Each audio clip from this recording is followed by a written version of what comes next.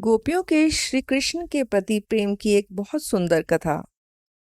द्वारका में जब भी गोपियों की बात चलती तो श्री कृष्ण को रोमांच हो जाता, आंसू बहने लगते, वाणी गदगद हो जाती और वे कुछ बोल नहीं पाते। श्री कृष्ण की ऐसी दशा देखकर सभी पटरानियों को बड़ा आश्चर्य होता कि हम में ऐसी क्या कमी है और गोपियों में ऐसा क्या गुण है जो श्री कृष्ण की यह दशा हो जाती है। क्या नहीं है यहाँ जो वहां था। भगवान ने इसका उत्तर देने के लिए एक नाटक किया। वे सर्वसमर्थ हैं, कुछ भी बन सकते हैं। वे रोग बन गए और उनका पेट दुखने लगा। सभी रानियों ने काफी दवा की पर श्री कृष्ण के पेट का दर्द ठीक नहीं हुआ।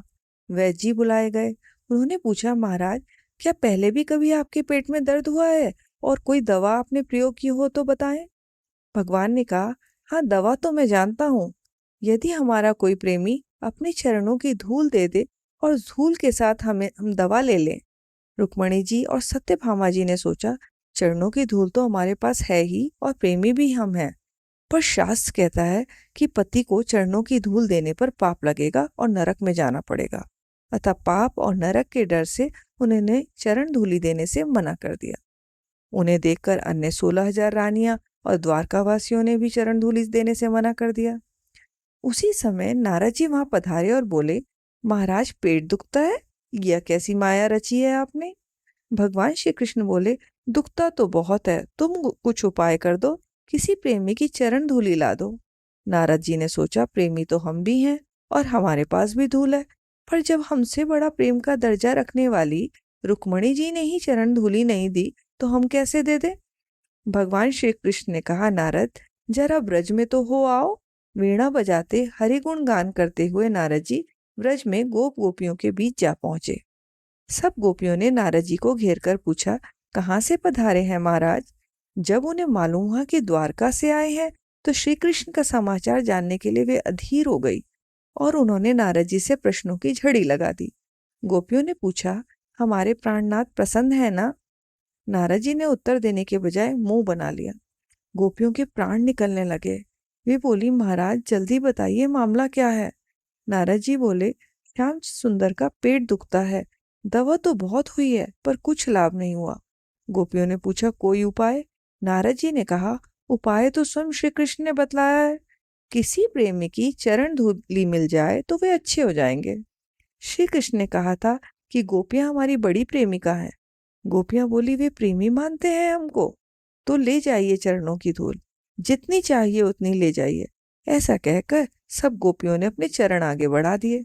जितनी मर्जी हो बांध ले महाराज। नारद जी ने कहा, अरे पागल हो गई हो क्या, क्या कर रही हो तुम।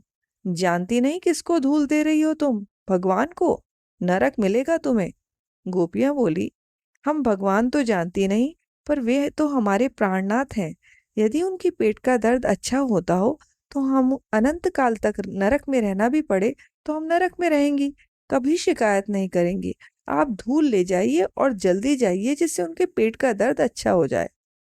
प्रेम की ऐसी उज्ज्वलता जिसमें न पुण्य का लोभ है, न पाप की आशंका, न नरक की विभीषिका का डर है, न स्वर्ग का लालच, न सुख की कामना है, न दुख का दर्द।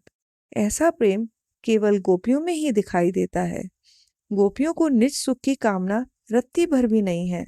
नारद जी चकित रह गए, मन ही मन सोचने लगे, हम तो झूठे ही प्रेमी बन रहे थे अब तक। उद्धव ने तो ब्रज की लता गुल्म बनकर गोपियों की चरण धूलि मांगी थी, हमें तो प्रत्यक्ष मिल गई, धन्य हो गए हम।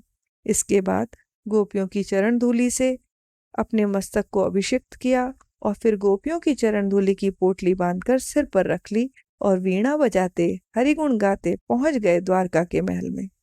नारद जी ने भगवान से कहा, ले आया महाराज। भगवान ने पूछा, किसने दी। नारद जी ने कहा, गोपियों ने दी। बहुत समझाया महाराज, पर वे ऐसी पगली हैं कि मानी ही नहीं। कहने लगी, हमारे अघासुर को तो पहले ही श्याम सुंदर मार गए, हमारे पास अघ पाप है कहाँ, और यदि कोई पाप होगा भी तो अपने प्राण धन के लिए हम नरक में रहने को तैयार हैं, घोर यंत्रणा सहने को तैयार हैं, पर हमारे श्री कृष्ण प्रसन्न रहे, इसी में हमारी प्रसन्नता है। हमें आपके ज्ञान दान की बातें समझ में नहीं आती। हम तो प्रेम के उस मधुर आस्वाद को जानती हैं जिसकी एक चितवन से कोटि कोटि नरकों की यंत्रणाएं आनंद के सागर में बदल जाती हैं। आप ये चरण धूलि ले जाइए और श्याम सुंदर को जल्दी अच्छा कर दीजिए। भगवान हंसने लगे और अधीर होकर उस पोटली को कभी अपने वक्षस्थल पर, कभी आंखों पर, कभी सिर पर रखते हुए प्रेमावेश में निमग्न हो गए और गोपियों की चरण धूलि मस्तक पर लगा ली। सत्यभामा जी, रुक्मणी जी और अन्य रानियां चकित रह गईं। चलते चलते नारद जी ने पटरानियों से कहा, हम सब प्रभु को सुख पहुंचाने की कोशिश तो करते हैं, किंतु हमारा भाव गोपियों के सामने अति तुच्छ है।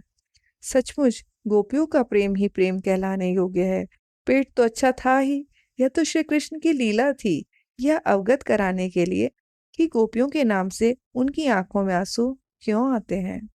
जय जय श्री राधे।